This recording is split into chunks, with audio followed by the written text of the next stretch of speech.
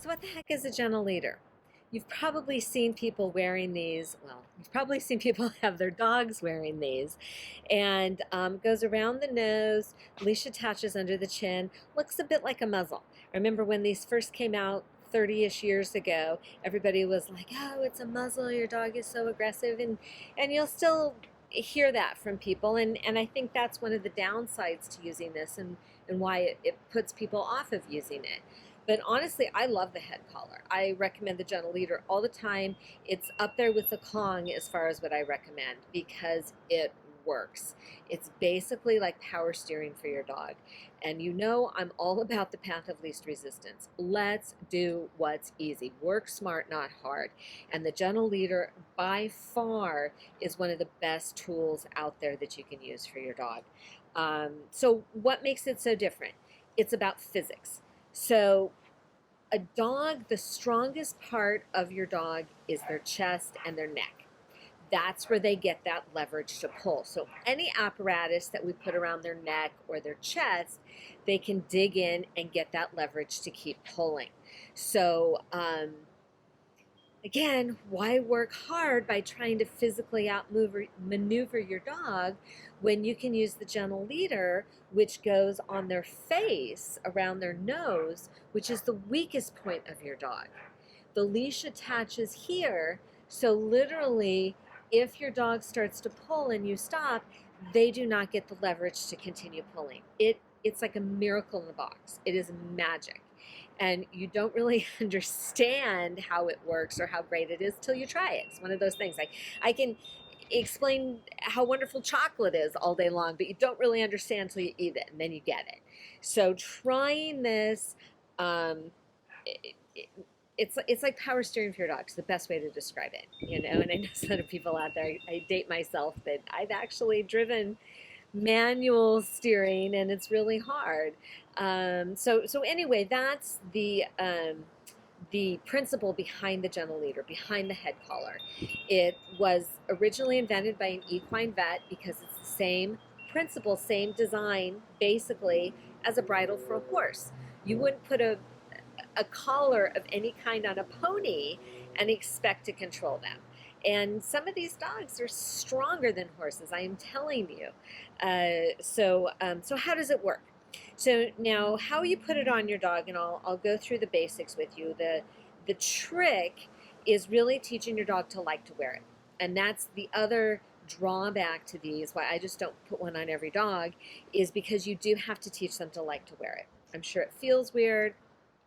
Definitely they can't get their way anymore. They'll start to pull and they can't do it, so you'll see them fight and struggle with it.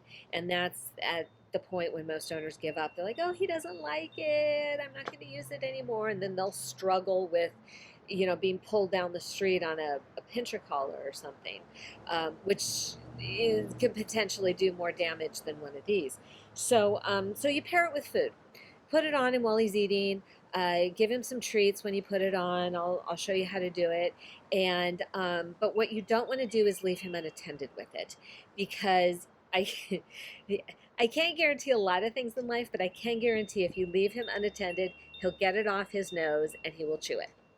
And potentially he could get hung on something. So this is only something you would use when you are walking him, when you can supervise him 100%. When you come home from the walk, this comes off. Okay, so how you put it on him. Now here's the trick. It comes out of the box like this. Okay, you'll take it out like this and you'll be like, what do I do with this? So the trick is you hold it, the buckles, I guess you call it, by the buckles here, and then you pull this up, okay? And then you slide it over his nose, and then these buckle behind his ears. So this is the point that goes around the nose. The leash attaches here. Oops. And like these are his ears, would go behind here. Okay? So I'll show you. My assistants are here at the ready. Okay? So, okay, if it comes like this, pull it up and then slide it over his nose, and then the leash, these ears, attaches behind the ears, okay? And then you put the leash on here and you're good to go, okay? So again, it's like this, okay? Boop, pull it up, so it comes out of the package like this. Everybody wants to take it like this and has the little bracket thing here going on top. That goes on the bottom. And what this does, by the way, this slides so it's completely adjustable. Okay, see how it goes up and down? So it adjusts to your dog's nose. You want it to be loose enough that it can slide down the bridge of their nose a little bit, but obviously not too loose that it just comes off. Okay, so as I put it on Rudy here, okay, see how it goes? It fits behind his little lips. You can't see through the hair. His little lips there, so it goes behind there, okay? And then you would slide this up. So you would slide the little, I don't know, I'm sure this has a name, the little bracket thing. And then you wait for it to snap. Hear it snap.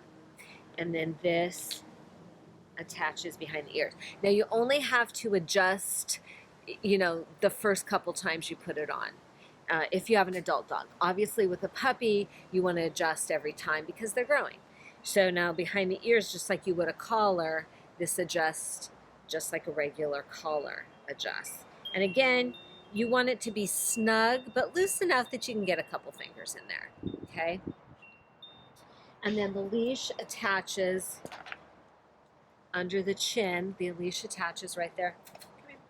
Now how you would use the leash then is 2 fingers. You don't need to be manipulating it, holding it, using any force whatsoever. So literally you can hold it with 2 fingers. Nice and loose, okay? You don't need to tug and pull. And in fact, you can't tug and pull with this on, because if you were to pull and give him a leash correction, even a slight one, or, I'm not going to do it, but lifting up on his head, you could theoretically give him some whiplash.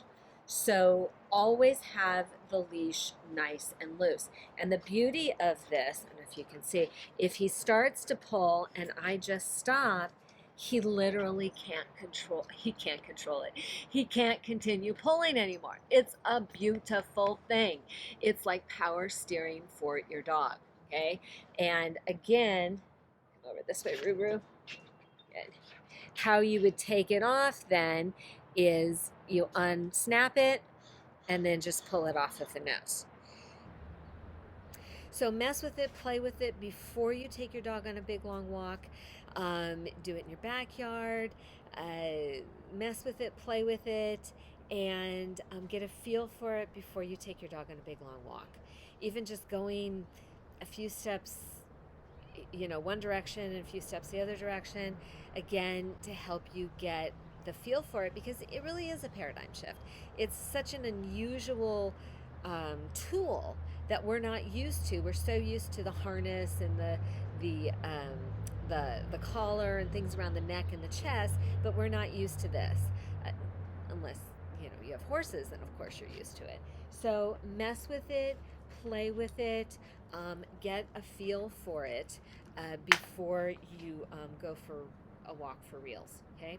Again, when you put this on your dog, I have found the easiest thing is to pull it up, okay? Attach it around the head, and you can even, while you're sliding it on his nose, you can give him a little treat. So again, slide it on the nose.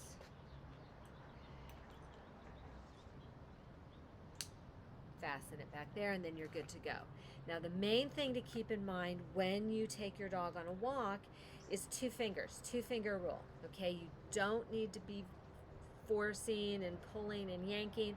In fact, we don't want to. If you give any sort of leash correction, you can theoretically give him whiplash and really hurt him. So keep it loose at all times. And the beauty is, if he starts to pull and you stop, he literally can't pull anymore. It stops himself. Okay. So I use this a lot with my older clients, my clients with disabilities, and myself, frankly, because the older I get, I just don't want to deal with all that nonsense. I'll just put a gentle leader on him, case closed, done. Again, I am always after the path of least resistance. And there's lots of other videos you can watch where it will break this down into different phases where, you know, having your dog put their head into a cone, rewarding that, having your dog put their head into different things, and then you would phase into having them put their head into the gentle leader. You can do that for sure, and it's all good, but you don't have to. I don't have time for all that nonsense. I want to do what's fast and expedient. So just have some treats and teach them to put their head into this to start with. So instead of going through cones and other things, just start with this. So while I put it on him, I would give him some treats. Somebody's got a new motorcycle. While he's got it on, I give him some treats, take it off, put it on, give him some treats, talk to him, make it a fun thing, and teach him to like it. So anyway, that's the gentle leader. Try it, check it out. I think it's a marvelous tool. Work smart, not hard. Save yourself. And you know, if you have a larger dog, a strong dog, it's so much safer for you to have him on this. I don't want you to get hurt. I've had far too many clients that have broken their arms, dislocated their shoulders, had some really serious injuries because the dogs have pulled them over. So, so the gentle leader, check it out. Let me know what you think.